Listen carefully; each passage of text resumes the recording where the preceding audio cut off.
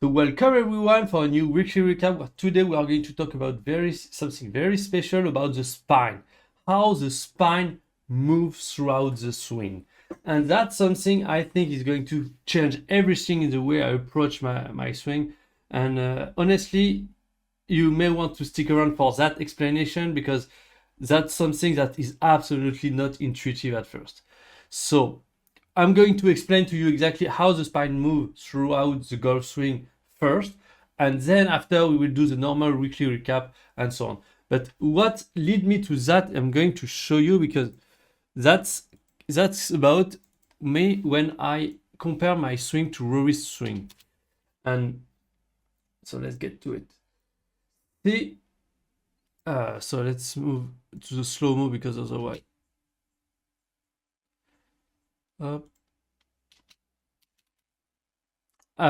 Just already at this point, there is a difference between his chest and mine. You see that my left shoulder is already going up while he's still going down, and when it is become even more here you can see that my kind of belly, even though on this one honestly that's still a little bit better, but I'm already starting getting out of posture, and where Rory's is still facing down pretty much. And even though I've made so much progress and tried to tweak things into looking good on the camera, this one is not the worst. Let's try if I can pull one that was like a few weeks ago. Maybe you can see actually better.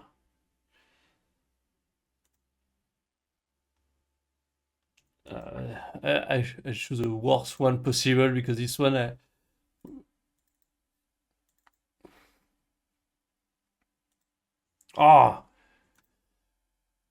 when you have this well, this is exactly what we are going to talk about because I'm going to show you exactly how Rory's swing actually, because I found this video from Athletic Motion, side bent like a major champ. Honestly, really good video.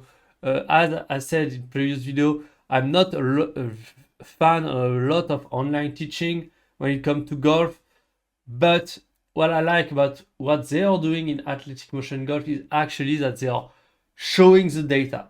Then you may agree or not with the interpretation that they have of the data. That's okay, but at least they are showing you data, and this is data.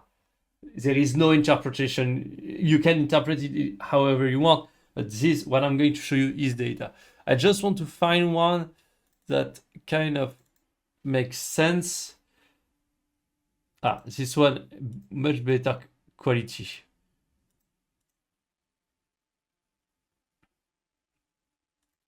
So you can see that at that point, for instance, he has a lot more, almost his abs are a lot more crunch and so on. Mine is kind of, my belly is already out. And so that was kind of the thing that I was confused about. That I didn't understood because what's going on? What's the main difference? I'm not sure. At some point, I thought maybe I need to crush even more my right side here, or even maybe my abs. And then I realized maybe this is the left side bent. And so I started Googling, researching on YouTube, left side bent in the downswing, because I wanted to know, okay, maybe that's the left side. I wasn't sure. And I came across this video. And just take a look at Rory's swing, spine throughout the swing. So already a little bit of silence. That I'm okay. I'm pretty sure I'm doing exactly the same so far with the bend. Where it changed kind of so that was just before it started down, the CP4 and CP5. We are going to see what happened. So just 1, 2, see up here. This is pretty much how it looked at the top, and I believe I'm somewhere there. Honestly, for the top motion, I believe that's kind of where I am now, because also there is what I've understood that make a lot of sense when it comes to that is by having the spine bent forward, you are resisting the momentum of the club that is trying to pull you out of posture. So if your spine is just vertical on a straight line, what happens is then the club is going to pull you and you won't have any strength to resist it. But when your spine is kind of bent on the left side bend, you are resisting the momentum of the club that is trying to pull you out of your posture at the top of the swing much easier. So that's kind of the first thing. Then, this is where I start getting crazier because I didn't know that. He increased his left side bend as he is starting his downswing. That's I will not even have a chance to figure that out. I mean, that's insane. He increased his spine, his left side bend as he's starting the downswing. That's just wow. Okay, because one of the things that I was doing at the beginning of the downswing was, the power move where I tried to get across and then shallow the club aggressively. But by doing so, I'm kind of really getting into a right side bend really early in the downswing. At this point, I'm already a little bit right side bended. And so that's completely the opposite. That's why my swing was looking so much different on the way down. That's because he increased his spine during the transition. Boom! Right, my head just exploded at that point. And that's not over. Look at it. So as he's moving down to arm parallel, the spine, so he's increasing it a little bit when he starts his dancing and then it's already starting decrease a little at the point where left arm is parallel to the front, but the spine is still bent to the left, still. Then you move to that point, shaft parallel to the ground, the spine is only vertical at that point. It's not even right side bent at all. But that's the iron. You will see that there is a very small difference with how actually he's doing it with the driver, but insane. I mean, that just completely changed everything I was understanding, and so that's going to be the main work of this week. Getting my spine to move the right way throughout the swing. I'm not going to focus too much on all the detail around it, all the detail about my arms. I just want to get that right, and then once you reach impact, just a very, very slight side bend. And so what I was explaining is here, this is confusing because that's a 2D picture, and what it says just you don't, there is not as much bent as it seems. That's just what they was saying, because 2D is kind of different between where actually his hips are moving, because his hips are actually more forward than his shoulder. Actually, there is less side bend that it appear right here, which is actually showing here is a 3D motion. You see that there is very little. So then what I want to see just after impact. Also, okay, so that was what they was explaining. Does it no, it doesn't show. Okay, let's move on, because it was showing also DJ. Okay, here let's take a look at it. So on the driver, this is Rory from the driver. Okay, and there is DJ on the right. So first, as we get to shaft parallel, so take away position. Okay, nice right side bend. So that's okay. I think I'm good on that position. Then we keep increasing the left side bend when the lead arm get parallel to the ground. Okay, I think I'm there as well. Maybe I can increase a little bit. You see that there is already quite a lot more side bend, left side bend, than I believe there was with the iron. Anyway, then we move on to the top of the swing. A lot of side bend, but Rory's spine pretty much stays still. He just keeps that angle. And then this is his part where he starts the downswing and the left spine tilt spine bend increase. I mean, that's I just cannot. I'm just mind, I just completely. That's just insane. Anyway, so it does that, and then you will see the slight difference where you get to lead arm parallel to the ground.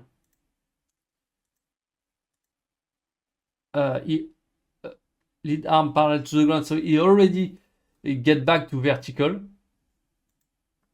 So when the arm get parallel to the ground, it's already vertical spine. Then I believe that's shaft. No, that's impact. That's impact. He has quite a lot of just a little bit more spine angle than it was with the iron. But that's okay. That's normal because you try to hit up on the ball, but that's something I'm not sure it's showing.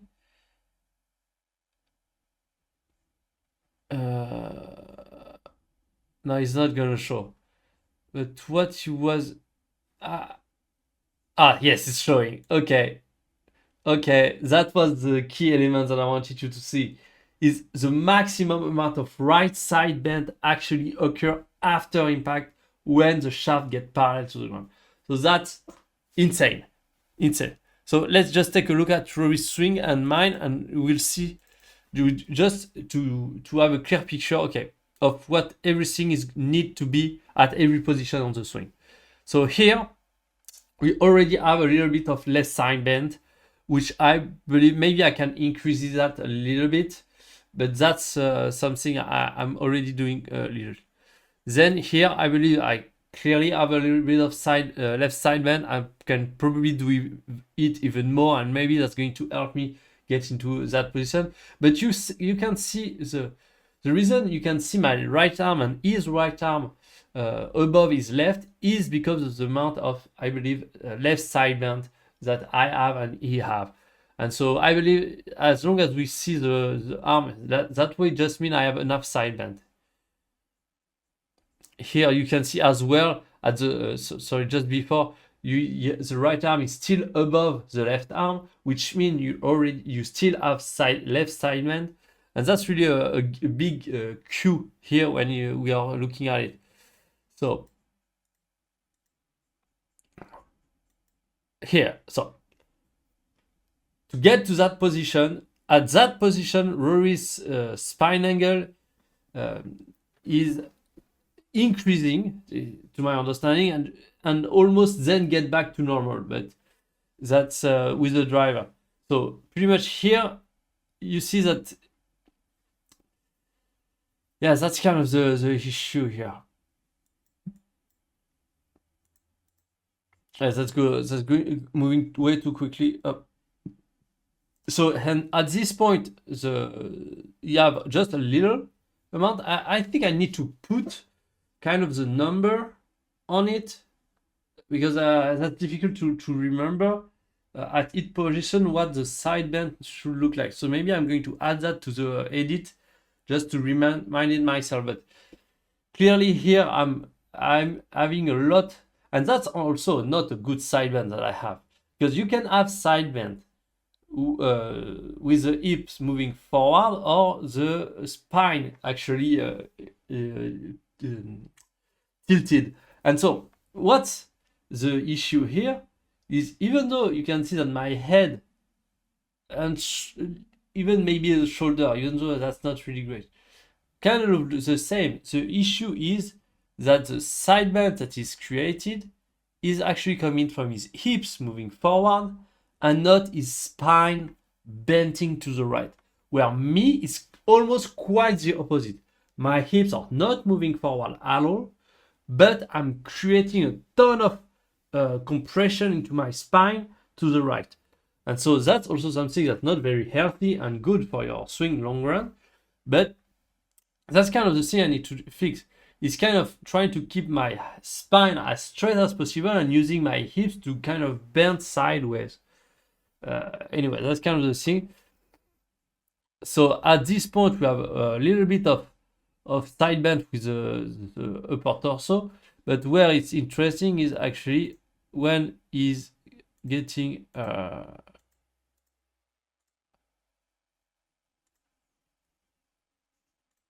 to that position. You see that when the shaft gets to that point here, this is where he reaches the maximum side bend of his spine. So that's kind of the... So here, then he starts increasing the spine, the left spine. Now sorry, let's do it again. He increased the left side bend of his spine at between here and here, I believe. And then once I like to have clear checkpoint, you know. For me, the normally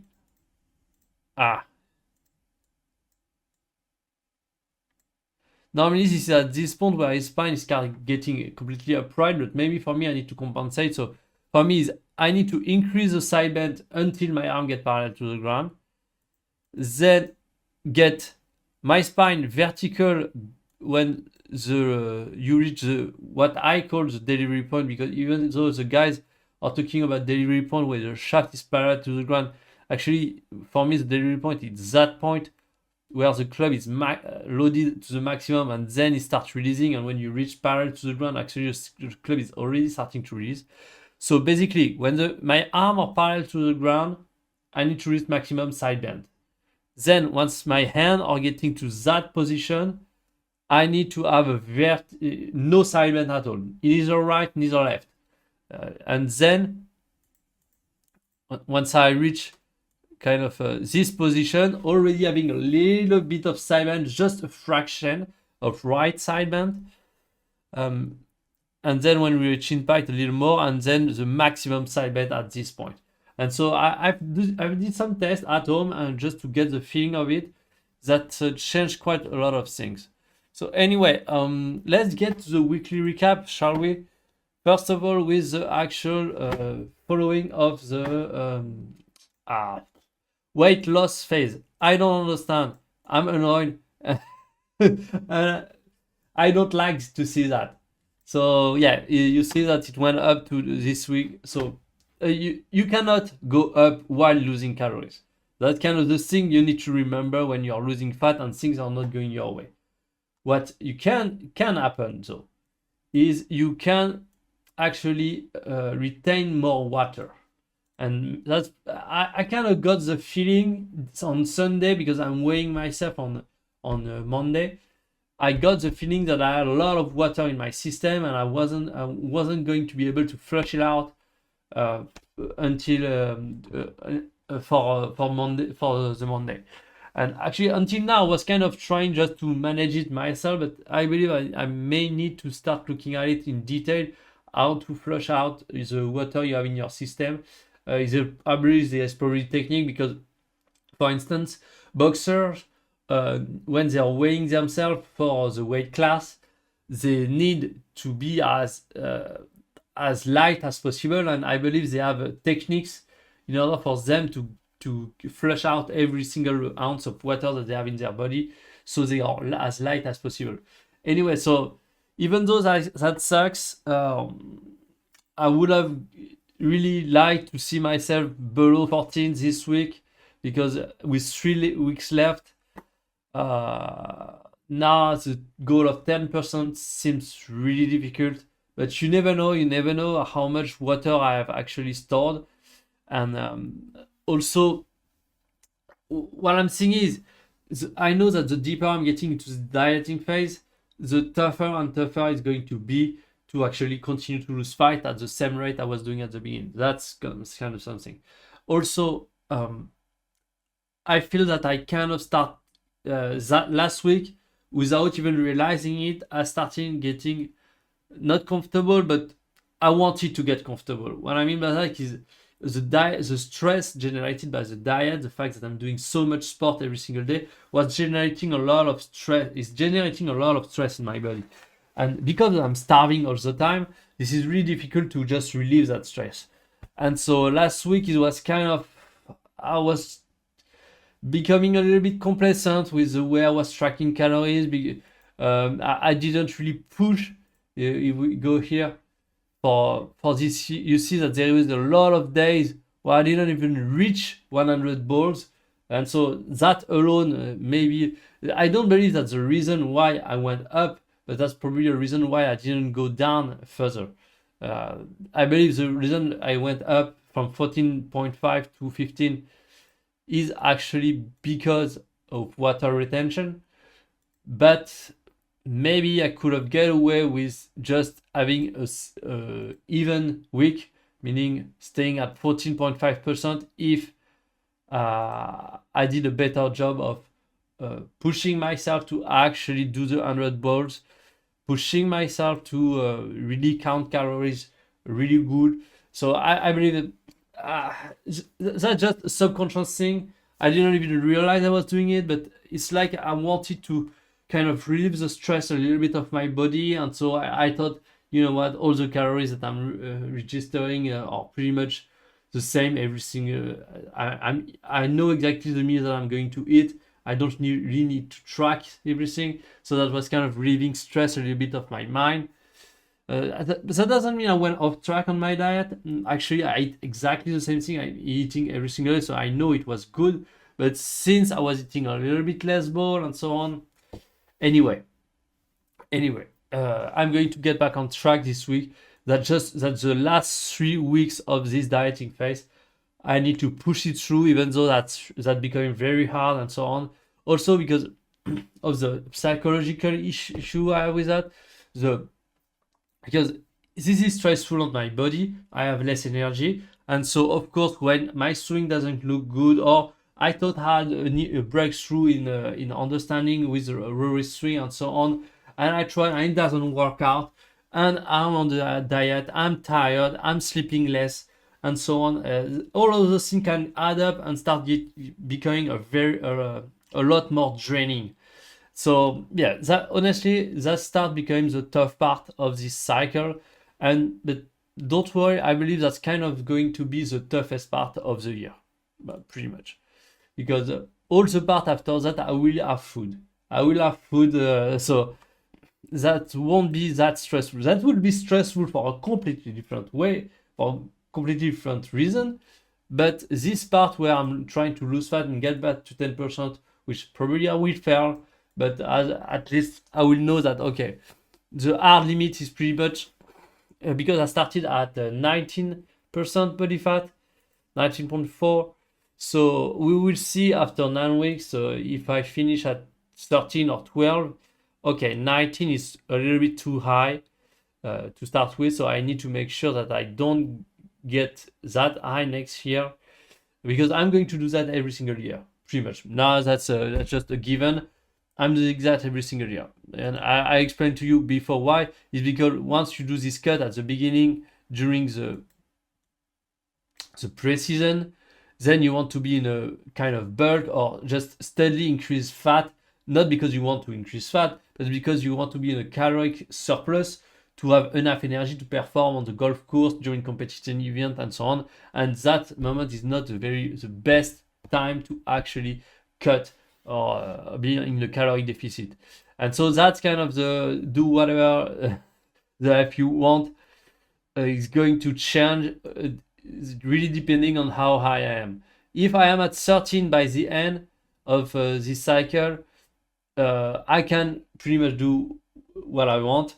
If I'm already at 15, I need to be very careful to not get over during Christmas season and so on, to not get over 19%. That's kind of the thing I need to be careful of, because I have seen that, okay, starting at 19%, that's way too high. 17, honestly, if I started at 70, that could have been not an easy task, but a much more doable task to get at or even slightly below 10%, because you don't want necessarily to just go to 10%, you want to get slightly lower, like 9.7, 9.5.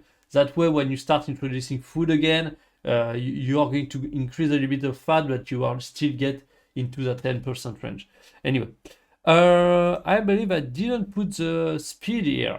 About the speed, well, it didn't really go well because of course I started. So the last week which was a consolidation week, a deload week. So what you need to understand about speed is generally, and that will change, of course, with actual speed training. But in the way I explained in, I believe 2 weeks ago, about the way to train the golf swing, where you are changing a lot of things, and then you have 1 week of consolidation. And what happened with the week of consolidation? To perform as a golfer, you need to consolidate and be consistent with the thing you're doing. And this is exactly what we saw here. See, the weeks before, I was changing a lot of stuff, even though I was kind of slowly getting more comfortable with the thing I was changing. I've changed a lot of stuff, so that it was difficult to gain significant speed. But that week, given the fact that I made a really strong commitment, at least I tried my best to consolidate everything and not change anything, the consolidation and the consistency of the swing made that actually I was starting to get faster and faster, which was, I believe, this part where I really rise, and I got 113, most was above 113, 112, 115, 114. So that was a very good thing. Then this week, since we are starting a new mesocycle, and you see below that this is the second mesocycle, we have done the first one. Let me show you. So we have done this first mesocycle, and we are currently in this mesocycle. Let's actually put the speed right now, since I have it 7.8. Okay, 7.8. 107.8. Okay, so here, since this is a new mesocycle, and after consolidating, I see, okay, this is all the things that work, and this is all the things that doesn't. So now I'm starting a new cycle of changing things. And so that's why you see that decrease in speed, because I started changing things and trying to understand what was the issue with my swing and compared to Rory's, and what I need to figure out. And so I did a lot of tests and so on. And of course, the more tests you are doing, the more things you are changing in your swing, the less able you are going to be to generate speed. And so that's exactly what the data are showing. That's just purely. So that just shows that I've been working on testing things, trying to understand what I need to do in order to keep improving. Anyway, so next week, I believe the speed is going to stay low, because the change that I need to make with my spine is so drastic, and I'm probably not going to get used to it very quickly. I will not expect to have any significant speed at that point, period. So pretty much this week here, not any significant change in speed. Even I will probably go lower than that on the average for the week. Next week, the week after, I will get. I think I might have a chance to start ramping up a little bit speed. Then, that's going to depend on how much change, because by changing my spine, the way my spine works in the golf swing, then either I'm going to get it right really quickly, and so I'm going to be able to build up speed after that, or I'm able to change the way my spine works, but then that has other unattended, or that's not this unattended, but a lot of other consequences in every other area of my swing that I need to fix, and so that's going to take a little bit longer. So probably either the week after, either speed is going to ramp up, but I believe it's not going to keep going down for sure. Then what I would want is for the last week, because this week is pretty much an off week since I'm going skiing. I won't be able to hit balls. So this week is going to be the last week for the mesocycle of February, which is, I believe, 1, 2, 3, the last week. So I would really want on the very last session to be able to get a good swing with a good technique and get a 150, just one. Even though I said at the beginning that I wanted to have kind of a cruising 115, if I can change my whole technique and it looks perfectly like Rory's, and I can get just 115 on the very last week, I think that's already going to be a big win, because to be able to cruise at 150, I'm going to need more ball to get more used to the motion, since it's so much different than what I'm used to. And so yeah, I believe cruising 115 is overly optimistic at that point. Honestly, it was not that optimistic at this point when I was feeling better and so on, but because I didn't understood that there was a big flow at the core of how I move my body overall. So now that I understood that, that's going to need a lot of change, and I don't know how long it's going to take me to actually figure that out and incorporate those changes in my swing. Generally, that doesn't take that much time, but you never know. So maybe a 115 by the 115 cruising, because once I figure it out here, then this is going to be about 4 weeks of stabilization, and 4 weeks of stabilization, and also I'm going to ramp up the number of balls to go to 200 balls. So that's going to give me a lot of volume to stabilize that, and a lot of time to actually stabilize the motion. And so maybe having a 115, cruising 115 here would make more sense. Like this 115, just do it once with perfect technique. That would be already a great achievement. And then after 4 weeks of stabilization, having a 115 for the peak week of the Meister cycle, I believe would be already a very big win. Because then, once the motion is really stable and so on, then for the second cycle here, we are going to start pushing speed tremendously. So if we can start by cruising at 115, I'm fine. I'm fine. Because let's say here I'm cruising at 115, I would like here to be cruising at 120, and for this cycle, maybe here 125. If I should put goals here, even though we'll see, because as I said, you never know how things are going to evolve, but that kind of, okay, 125. I mean, that may be too aggressive. I don't know. Because also here maybe I can do a 5 miles per hour improvement. Actually, that's not here. Yeah, let's put it there. 125 here. Cruising. Cruising 125. That's kind of high. You know what? I would say here 118 mph cruising. Yes, that. I mean, maybe that's high. Let's keep it there. I don't know. Honestly, I don't know if that's a realistic goal to have. Then 125 here, cruising. Not to say cruising, but so here I would want to be able to kind of. That's not maybe cruising the right word. The right word would be once I'm warmed up and I have the motion down, I'm able to just hit multiple balls in a row at that speed without kind of getting crazy after it. That's kind of the here. And here 130 is actually just max, pure max. I give everything that I got and I get 130. Yeah, because if I do that and I'm able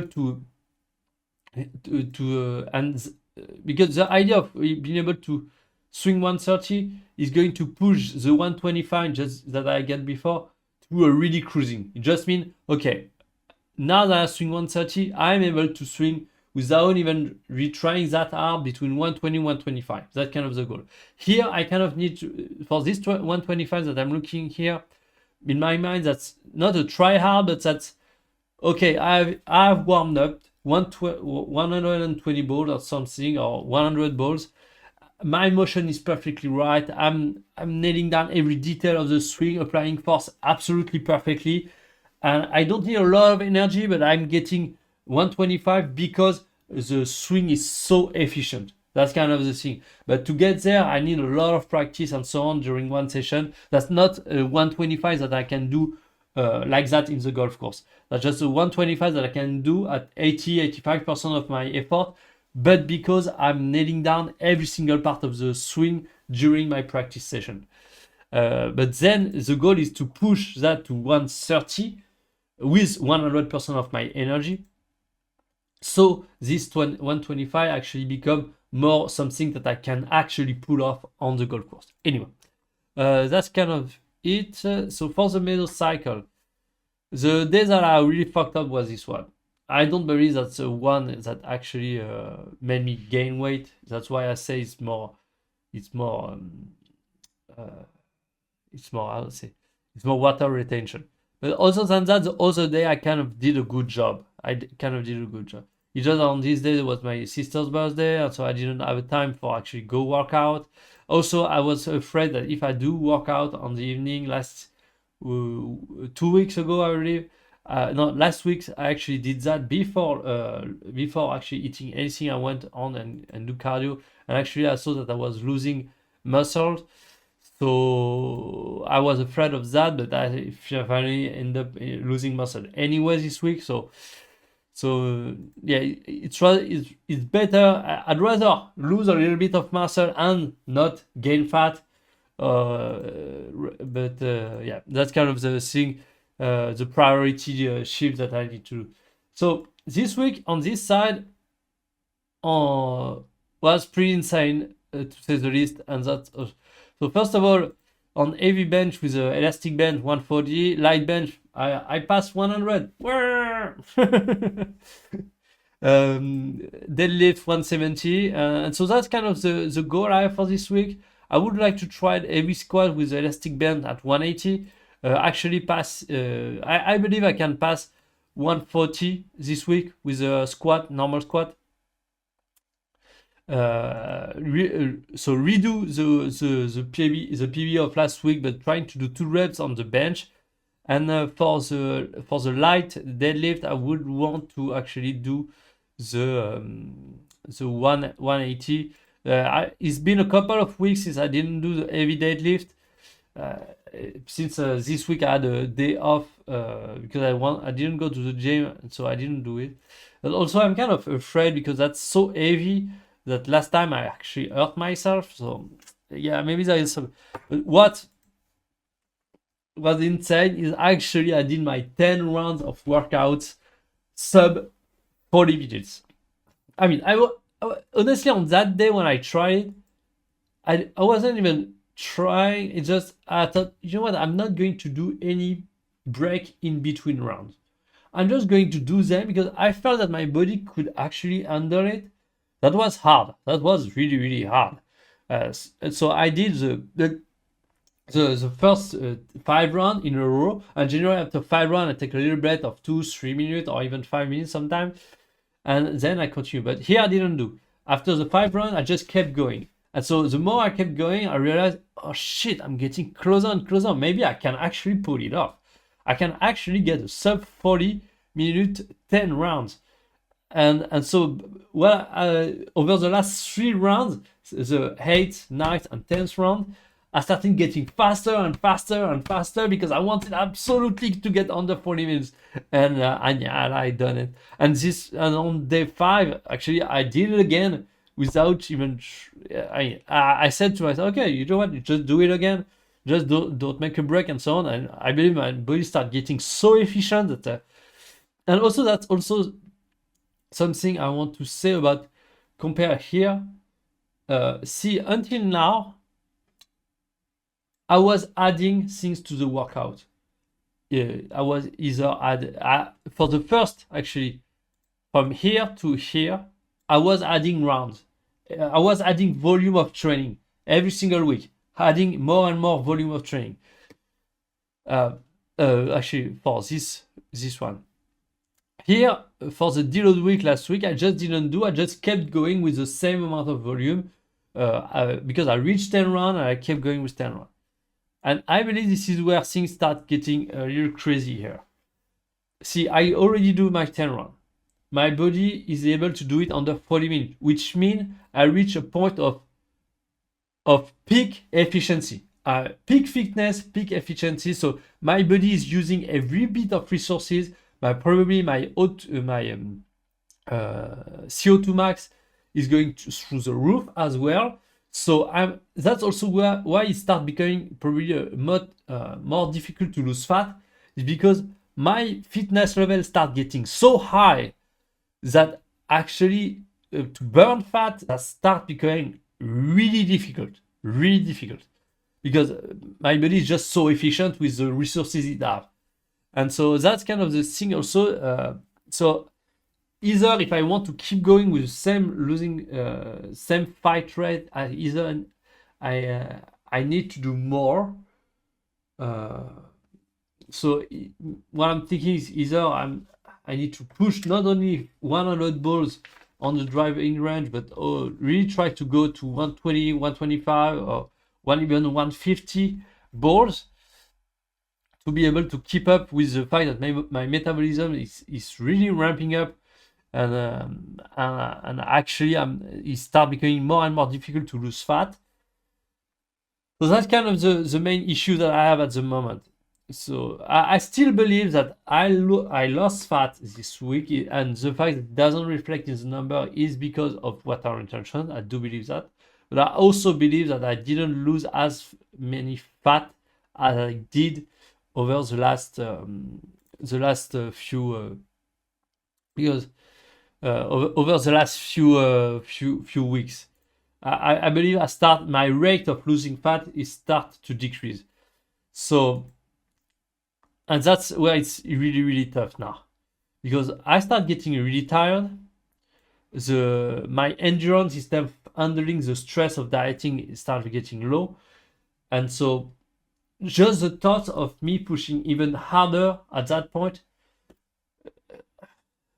yeah, that's difficult. Because what I should be doing and what I want to do is I want to read. Just doing this, just forcing myself to keep going, keep doing the same thing over and over until the end is already hard enough. But just the thought of actually starting to keep increasing the workload, that start becoming a little bit draining on my mind.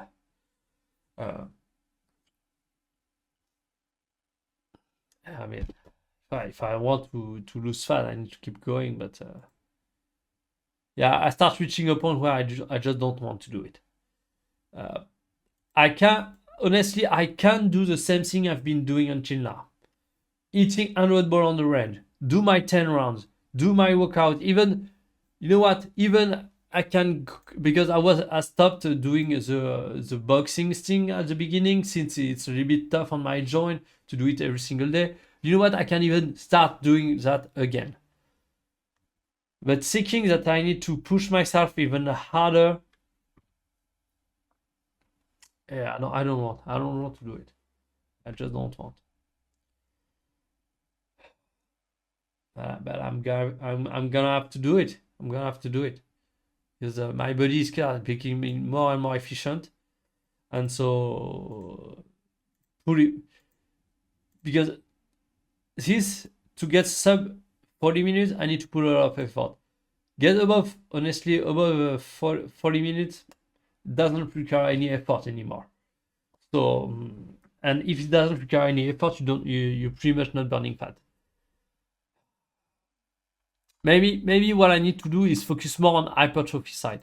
Because hypertrophy, when you break muscle fibers, so that's not really draining in terms of energy, but because the muscle are actually recovering, you are burning calories. So that's what I'm thinking a little here, because until now I was kind of putting aside the hypertrophy because my muscle were gaining too much workload with the 10 round already. And so every time I tried to do the hypertrophy work, I was kind of getting above my maximum recoverable volume for the specific muscle that I was doing the hypertrophy work on. And so then it was getting weaker and weaker day after day as I was doing it. So, but now that my body is able to handle it really, really well, maybe start focusing back on hypertrophy to break muscle fibers, and those muscle fibers that are recovering and so on are going to burn calories. And since this is not cardio-based calories, maybe that can do it. So I believe that's kind of the thing I need to focus on this week. Do everything that I did. Actually, the order in which I'm doing it is actually that way. So what I do is actually I'm doing a little bit of seated back cardio before that. Then I do the 1,000 reps workout. Then I do the strength workout, and then it's kind of I've been mainly focusing on chest and shoulder every single day. But I believe that doing it every single day it kind of gets them too tired. So I probably need to actually get serious about the hypertrophy, really eating every single one independently to avoid overtraining my chest and shoulders. And yeah, that's pretty much it. And maybe I did adding a little bit of seated back at the end to burn even more calories. Yeah, that's we are starting to get into the tough part of this method of this build cycle here. This is because here this part you see the third part of the cycle one is the taper and peaking. First of all, I'm going to get back to a normal amount of food. I'm not going to continue to want to lose weight, so things are going to get easier. And the goal also of tapering and peaking is actually to reduce long-term fatigue, to be so either to perform for a competitive event, or in my case, to be able to restore my energy level, alleviate the fatigue to be ready for the cycle 2 that is coming. So really here, the 3 weeks that are coming are the toughest part of this entire cycle 1. And I would even argue that's going to be the toughest part of the whole year. So even though that's hard, I need to push through and keep going. That's kind of the main thing here. That's hard, but I need to push through and keep going. And I hope really that what I've understood with Rory's swing, the left side bend is going to make a big difference in my swing. Because honestly, that's also this. When things get tough like this, you need positive feedback. Because putting a lot of work when you have positive feedback, that's okay because you kind of manage to do it, or at least that keep your motivation high to just keep going. Where here, for instance, having this 15%, since I started the week at 14.5 and going up, is a negative feedback, and I don't need that at that point because that's kind of the way the brain works. You see, positive feedback reinforce the positive loop and make you want to do more. But every time you have a negative things that happen, it kind of make it even tougher for you to just keep going. And so that's why you want to kind of stack wins as much as possible to keep going. So yeah, this week was tough mentally, and so that's why I want to actually try to do my best this week to get onto the right side, get positive result to help me finish strong. Anyway, so that's kind of the thing here. Honestly, yeah, I had a little bit of this at the end of the last week, a little bit of dip in motivation, how hard it is. But yeah, as I said, I'm never giving up is just not my thing. I never do. But that doesn't mean I should not acknowledge what I feel and try to make it easier for myself to keep going. That's also important because I believe something that is lost a lot in the motivation space and so and also culture or anyway is people are just going to or just trying to push through. I don't know, because like Tiger said, I don't really understand the concept of giving up. You either if you want truly something, you just push through. You just do it. But you need to be smart about it. There is no reason why you can't be smart about it. That's just period. So understanding how you feel and trying to make it easier for yourself to actually get the job done is as important as actually pushing through and never give up. So yeah, you need to do both. But that, I don't know. That's maybe because for me that's just an habit I have to never give up. So then because I know I will not give up, my brain is trying to figure out solution for me to just keep going, and so that's I don't know. Maybe that's what's going on. Anyway, thanks you for watching, and I'll see you tomorrow for the first session where we are going to apply this new insight about how the spine actually work in the golf swing. Thank you. Bye.